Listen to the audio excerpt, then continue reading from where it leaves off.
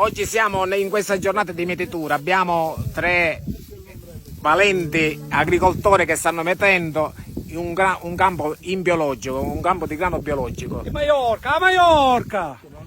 Vediamola sta Maiorca! O momento giusto arriva, vediamola, se non si azzicca, che sto pane!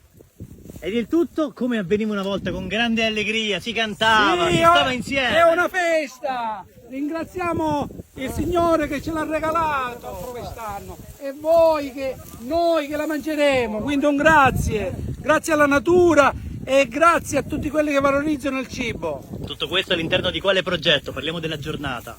In che momento il Questo racconto? è Nebo dei Madonie Slow. Sono 2 anni che ci muoviamo in territorio largo e lungo nelle nebbie e nelle Madonie e cerchiamo di cogliere e raccogliere i frutti che ci offre la madre terra.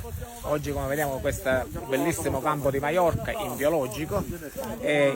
La Maiorca, come sappiamo, è un grano tenero, è uno dei grani teneri più famosi siciliani e si usa molto per i dolci. Quindi è un grano trasformato in farina e molto utilizzato per i dolci.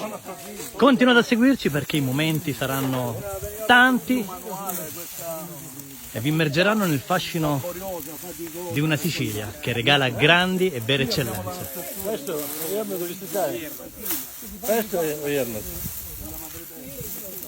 è un ermoto. 12 ermoti fanno una regna.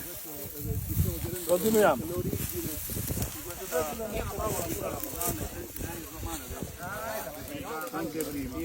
La farcia,